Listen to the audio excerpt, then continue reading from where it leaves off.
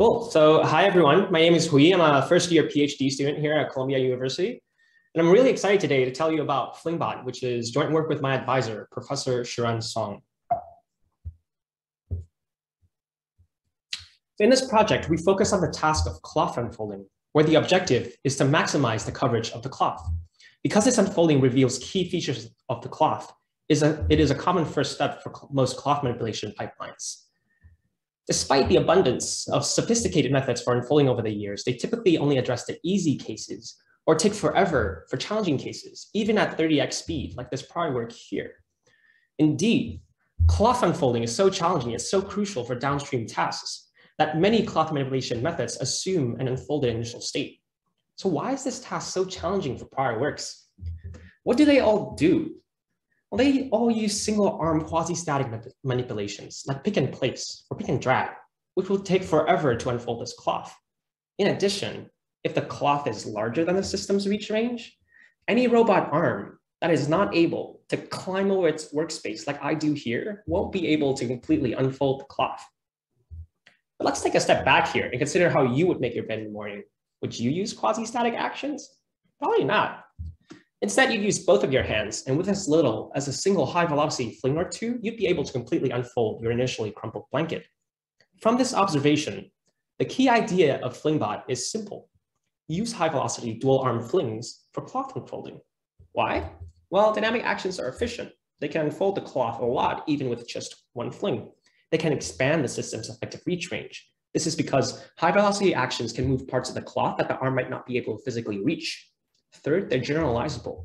Because the dynamic flinging policy relies on high velocities to do most of its unfolding work, its learning task is simpler. So we present FlingBot, a self-supervised algorithm which learns to unfold cloths with a high-velocity fling primitive for a dual-arm setup. It achieves over 80% coverage in 3 steps, works on cloths which are larger than its reach range, and generalizes to t-shirts while being trained on only rectangular cloths. If dual-arm dynamic actions are so intuitively well-suited for the unfolding tasks, what were the main barriers preventing prior works from exploring this direction? I think there are 3 main reasons. The first is that cloth simulators are far from perfect, especially when cloth dynamics are involved. So we can't just train in simulation if we want real-world unfolding. This means we need a system that can effectively collect data and train in real. The second is the action sequence complexity. While pick and place is parameterized by only 2 locations, specifying a dynamic action requires specifying the velocities and accelerations, so they're potentially more complex. All learning approaches for dynamic actions must tackle this learning problem over this expanded parameter space. The third challenge has to do with multi-arm planning collisions. Although cloth unfolding is intuitively a bimanual task, there are practical motion planning challenges associated with using multiple robot arms in a tiny little workspace. So let's see how FlingBot addresses these issues.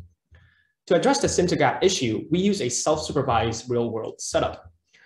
Our system consists of 2 UR5 arms placed on opposite sides of the workspace, with 2 RGBD cameras, one taking a top-down view shown here in the cone, and one taking a frontal view.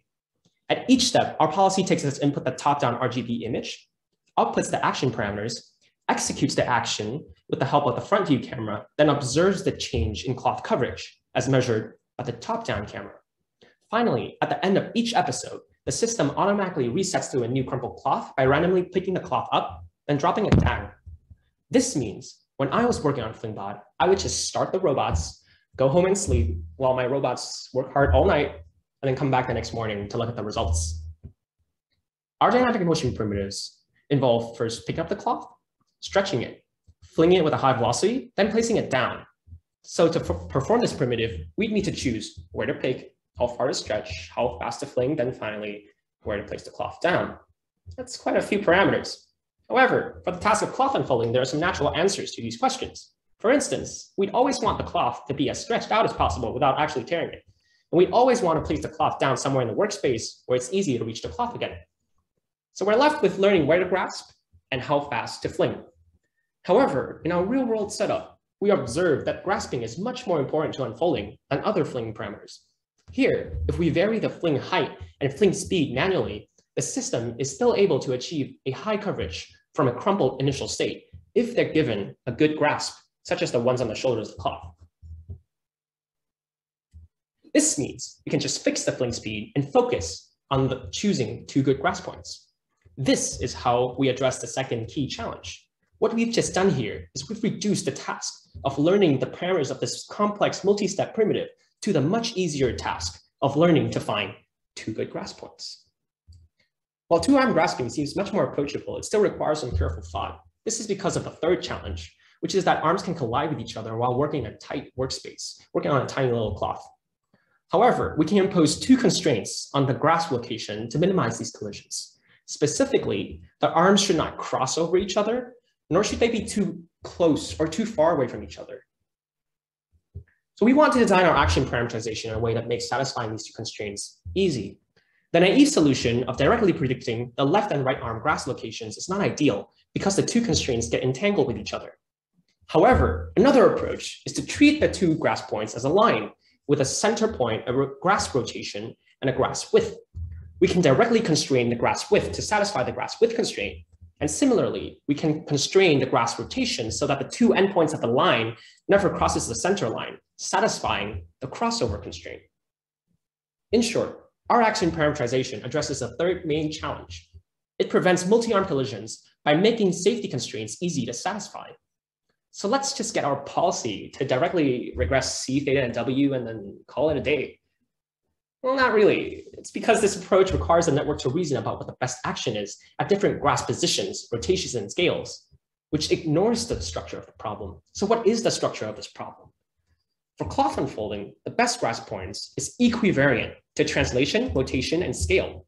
This means if the cloth shifts around in the workspace, we want the best grasp point prediction of the network to shift around with the cloth. So to get sample efficient learning, we use a framework called spatial action maps, which uses a value network that takes as input an RGB image and outputs a dense value map, where each pixel in the output value map corresponds to the value of one action. The key idea is by fixing the action rotation and scale in the pixel space and transforming the observations, we get transformed actions with different rotations and scales simply by performing the inverse transformation of the observation onto the action. We get translational equivariance by the convolutional value network's design, and we get rotational and scale equivariance by rotating and scaling the input image. I'm happy to discuss more details in the poster session, but the main takeaway of all this is that we get sample efficiency, which is especially important for cloth manipulation methods because of the sim to real gap. We need systems that can learn in the real world, ideally from not so much data. So starting from a top-down RGB image of the workspace, we transform the observations to multiple rotations and scales, where here, the image rotation corresponds to varying the grasp rotations, and the image scales correspond to varying the grasp widths. Therefore, to satisfy the two constraints that we had, we can choose a discretized range of rotations and scaling factors to process the image such that the value network only considers valid two-arm grasps. Then we stack these transformed observations together, we pass them through a convolutional value network, and which outputs a stack of value maps. Since each pixel in each value map corresponds to the predicted delta coverage of a valid two-arm grasp, we can find the flinging action with the highest value and then execute it. We evaluate our approach on novel configurations of three types of cloth. The normal rectangular cloths are used to measure the policy's typical efficiency. The rectangular cloths, which are larger than the system's reach range, are used to measure the policy's effective reach range. And the shirts, which are not seen during training, are used to measure the policy's generalization abilities. I will show some results. Here, the quasi-static pick-and-place baseline on the left compared to FlingBot on the right with on normal rectangular cloths. So first, both system resets the cloth. Then, as you can see, within just 2 steps, FlingBot is able to achieve over 90% coverage, while the pick-and-place baseline goes on for many more steps, but never achieves a good coverage. Here are the results for large cloths. These are cloths which have dimensions larger than system's physical reach range.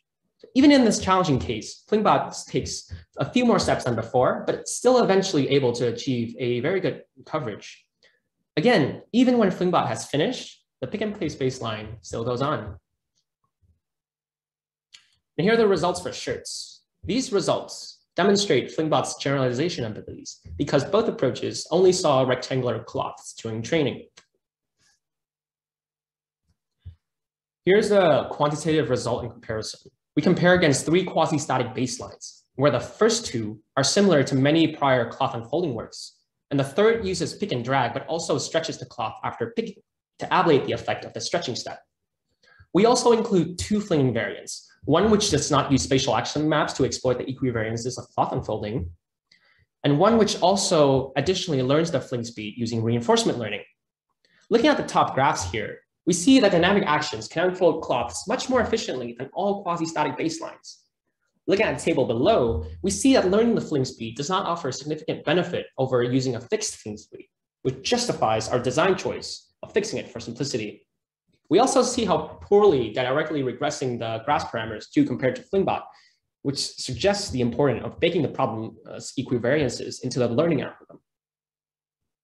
Similarly, for real-world results, FlingBot is not only more efficient, achieving higher coverages in a smaller number of steps, but it also reaches coverages that are not reachable by the quasi-static baseline, even with many more interaction steps. To conclude, we've presented FlingBot, a self-supervised algorithm which learns to unfold cloths with a fling primitive for a dual-arm setup. Perhaps what was most surprising is that even without explicit modeling and cloth estimation, and even without any complex learning strategy, FlingBot is able to do so well. The simplicity of our approach underscores the key takeaway of FlingBot, which is that two-arm dynamic actions are just really good for cloth unfolding. To address the challenges associated with getting dual-arm high-velocity flinging to work, we use an action parameterization which prevents collisions and learns value networks which exploit translational, rotational, and scale equivariances of the problem structure. You can check out our website for a paper, our GPU cloth simulation environment, which can load any cloth mesh, the real-world systems code, and more videos. And also come say hi in the poster section following this oral session. We'll be at poster 3.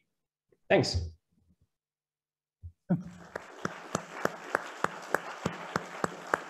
Thank you.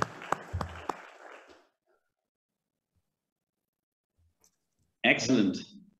Thank you, Hui, for the really interesting talk. I just want to remind everyone who might be attending the session virtually that you can leave any questions that you have on the Q&A on Feedloop, which should be on the right side of your page. I'm not sure if folks have any questions in person, while we give folks a few moments to type in their questions virtually. There's one, yes. Can you hear me? Yes. No. Okay. So I like it, but I have several concerns. So first, I don't think it's a fair comparison, because comparing with the pick and place task, so the pick and place case is basically one single arm. It's not two arms. It's a single arm that is executing the pick and place strategy, but it is exactly as if I was folding with just one arm. And when you do the task with one arm, like imagine you have something in hand, you have to hold your baby, so you can use only one hand. You actually still use the dynamics, even if it's a piece in place. You move your arm in a dynamic way so that you can fold with one arm. In the second case, you have two arms which are connected physically through an object, okay, which is soft, which is everything, but this is a closed chain, and you have a dynamic contact. And the task, in that case, it's intrinsically dynamic with respect to the object. So it's like comparing a strategy that is static with one arm and a dynamic strategy with two arms. Of course, the dual arm is better. But a fair comparison would have been to use a dynamic trajectory with one arm, like get some, I don't know, baseline from how a human folds. So I don't know if you ever did a comparison without a human is folding. Yeah, thanks for the question. If I understand the question correctly, it's that it's a comparison between a single-arm quasi-static approach. It's not a fair comparison with a two-arm dynamic action approach. Yeah, you could have saved a lot of computation and test, because I mean, it was obvious that the dual dynamic strategy would have been better. Yeah, so it's unclear to me what the obvious single-arm dynamic baseline would be, but all of our quasi-static baseline actually uses two arms. So it has the exact same physical reach range in that the arms can reach at the same point. It's just that one uses dynamic and one uses quasi-static. And this is the case for both our simulation results and our real world results. So in the real world system, if one arm can't reach a point that the policy wants to grasp, then the other arm checks if it can grasp it and then grasps that. Yeah. Thanks for the question.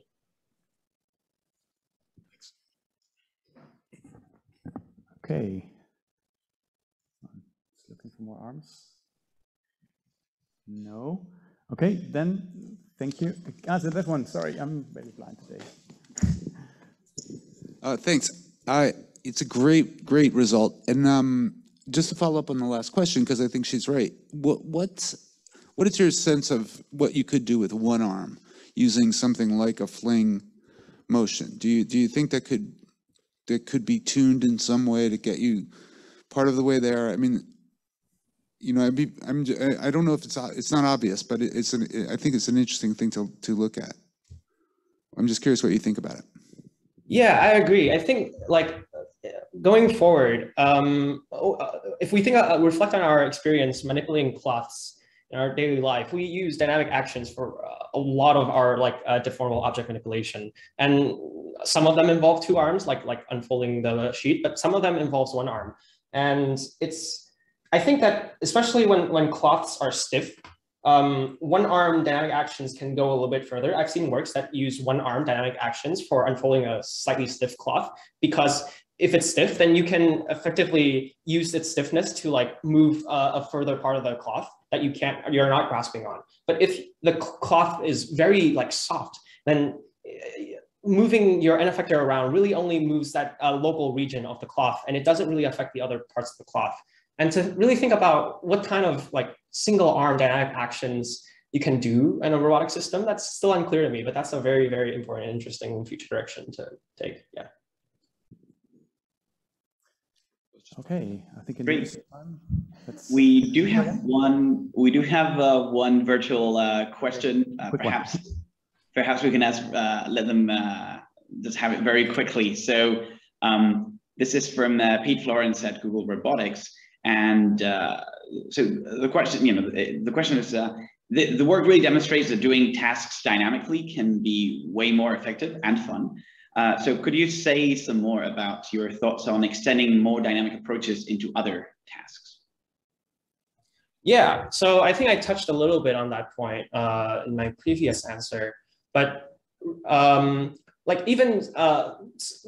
don't have to think about the really big dynamic actions, right? Like flinging, that's a really big dynamic action. Even just small dynamic actions, like a dynamic drop, a slight toss. I think those can just incorporating lots of these little dynamic actions can really improve the efficiency of the system. I'm not sure if small dynamic actions can really expand the system's effective reach range that much, but yeah, I think the future work, I think the holy grail, I guess, would be to get dynamic actions to work for general goal condition cloth manipulation. That would be the task, and incorporating these small as well as large dynamic actions would be interesting next step.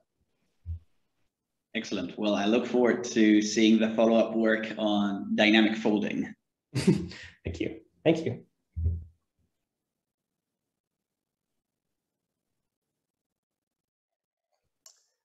Okay. Then now let's thank the speaker one more time.